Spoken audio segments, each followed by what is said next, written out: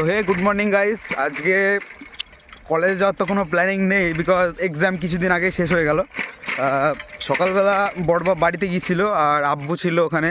তারপর আমাদের 2-3টে লেবার মতো গিয়েছিলো। তো আজকে হচ্ছে কিনা ধান বিক্রি হবে, ঠিক আছে। তো বড় কাকা আমাকে বললো যে পুকুরে যা, পুকুরে গিয়ে মাছ টাছ ধরবি আর সবজি তরকারি যা লাগে ওগুলো নিবি। তো আমি গাইজ সকালবেলা সাইকেলে করে যাচ্ছি মাঠে, ঠিক আছে। দেখা যাক কেমন কি মাছ ধরতে পারি, সবজি তরকারি কী কী তুলবো সেগুলো তোমাদের সঙ্গে শেয়ার করবো। ওকে গাইজ, সঙ্গে থাকো।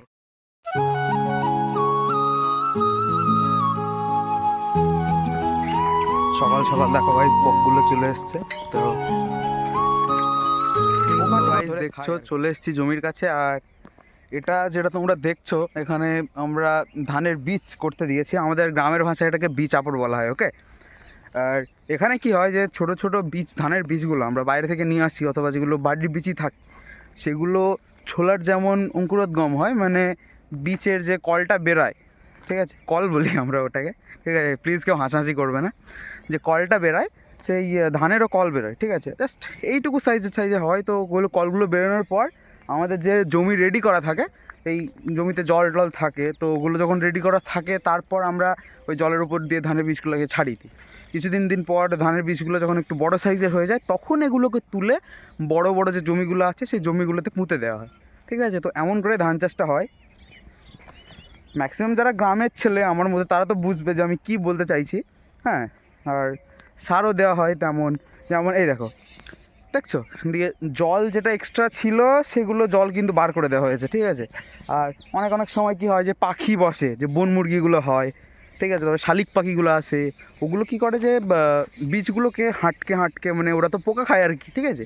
তো জমিতে নামে দিয়ে ঠোঁট দিয়ে হাঁটকায়, তো তলার যে কেঁচো টেঁচো পোকা টাইপের যেগুলো থাকে ওগুলো তোলে, বাট তাতে কিন্তু বীজগুলোর ক্ষতি হয়। তো আমরা অ্যাকচুয়ালি ওইটাই করি যে পাখি টাখিগুলো যদি আসে তাহলে সেগুলো, যদি সে বুড়িমা টাইপের বোম হয় না ছোটো ছোটো, তো বোমগুলো দিয়ে ভয় দেখানোর চেষ্টা করি যাতে পাখিগুলো উড়ে চলে যায়। আমরা খালি গাইজ ধান চাষ করি এমনও না কিন্তু, ঠিক আছে। আমাদের শাক সবজিও চাষ হয় এখানে, যেমন লঙ্কা আছে, ঠিক আছে। লঙ্কা চাষ করা হয়েছে, সামনে ওই তো বাঁধাকপি ফুলকপি আছে এই সাইডে, এই দিকেও কিছু বাঁধাকপি ফুলকপি আছে, দেখতে পাচ্ছ তোমরা, ওই দেখো এই সাইডগুলোতে। ফুলকপিতে সিম আছে, ঠিক আছে, সিম বলছি, ছিমই বলি আমরা। বলেন কি, তারপরে পেঁপে আছে, আমাদের লেবু গাছ আছে, নারকোল গাছ আছে, কেন যদি নারকোল হয় না। তারপরের দিকে রসুন লাগানো আছে ওই সাইডে, ওটা হচ্ছে সেজ অব্দের জমি, ওখানে ওনারা পেঁয়াজ লাগিয়েছে।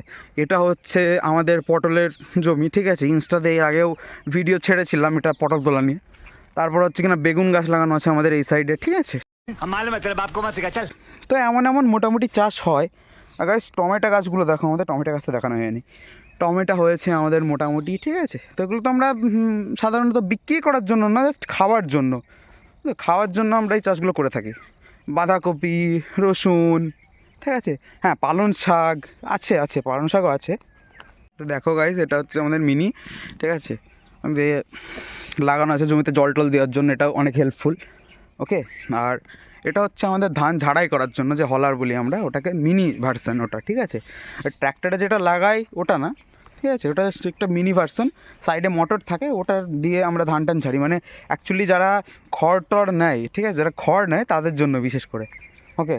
আর চলে এসেছি পুকুরে, দেখে নাও, ওকে। কুয়াশা অনেক, ঠিক আছে, শীতের সকাল, এবার একটু তো কুয়াশা থাকবে, তাই না। শীতের সকালে কুয়াশা থাকারই কথা, স্বাভাবিক ব্যাপার একটা। দেখি ঘর খুলবো আমি, এটা ঘর দেখতে পাচ্ছ। এখানে বড় কথা থাকে, লেপটেপ আছে এখানে আমাদের পুকুরের এখানে, কিন্তু মানে গুঁড়ো রেডি করা হয়। কাকারা এসছে দেবগ্রাম থেকে, এখানে দাদা আছে, ঠিক আছে।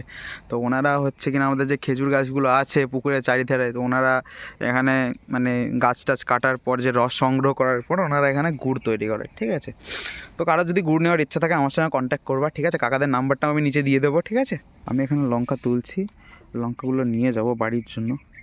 আমার একটা ক্যামেরাম্যান লাগতো যদিও, বাট ভাইকে বলেছিলাম, ভাইয়ের তো শরীর খারাপ, সেই জন্য ভাই আসতে পারেনি, মানে রোহিত আর কি। ওর হচ্ছে কিনা ভিডিও এডিট করে, ঠিক আছে, ইউটিউবে ছাড়ে ও, ঠিক আছে। ভিডিওটা আমি বানাই আর বাকিটা ওই করে। তো দেখা যাক ভাই যেদিন আসবে সেখান থেকে আরও ভালোভাবে স্টার্ট হবে, ওকে। তো গাইস লঙ্কা আমি কিন্তু তুলে নিয়েছি, আর এবার আমি টমেটো তুলবো। ঠিক আছে, দেখতে পাচ্ছ টমেটোগুলো কিন্তু তেমন কিছু কালার টাইপের কিছু হয়নি, যে রেড কালারের একটু বেশি লাল লাল হয় সেগুলো হয়নি।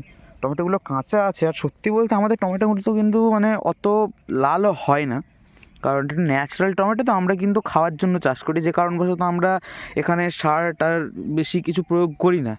ঠিক আছে, হেলথের ওপর অনেক এফেক্ট পড়ে, সেই জন্য ন্যাচারালি আমাদের যাই আছে সবই ন্যাচারাল।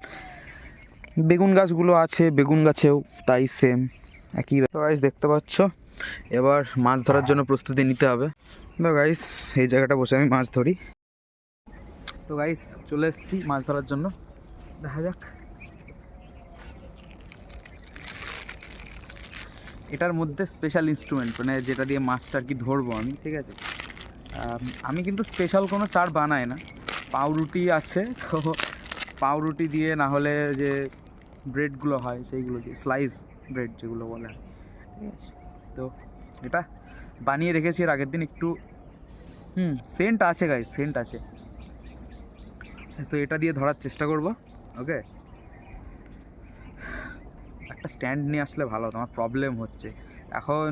সত্যি কথা বললে তোমাদের দেখিয়ে দিই, এই দেখো এখানে এটা রেখেছি। ঠিক আছে, আর নিচে চটিটা আছে, এই জায়গাটায় মোবাইলটা রেখে আমি ভিডিওটা বানাচ্ছি। ওকে, मैं गरीब हूँ, তাছাড়া কিছুই না।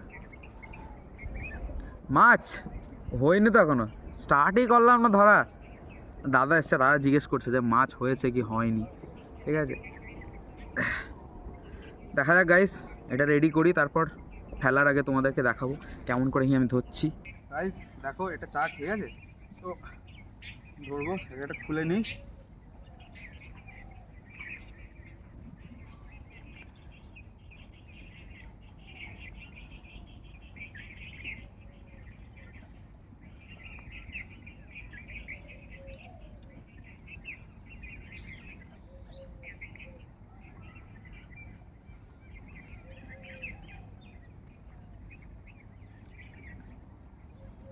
দেখছো এত বড় একটা মানে সুতো আর কি, লাইলনের এটা। তো মানে অ্যাকচুয়ালি যেগুলো দিয়ে কাঁথা টাথা সেলাই করা হয় সেই সব সুতো আমরা রাখি না, কারণ সেগুলো মাছ যদি টানে আর যদি ভিজে যায় তাহলে সুতোটা পচে যায়, যে কারণবশত ওগুলোতে মাছ ধরা একটি সেফও না। ঠিক আছে, খুব তাড়াতাড়ি ছিঁড়ে দেয় জিনিসটা। তো এগুলো দিয়ে ধরার চেষ্টা করছি, দেখা যাক মাছ ওঠে কিনা।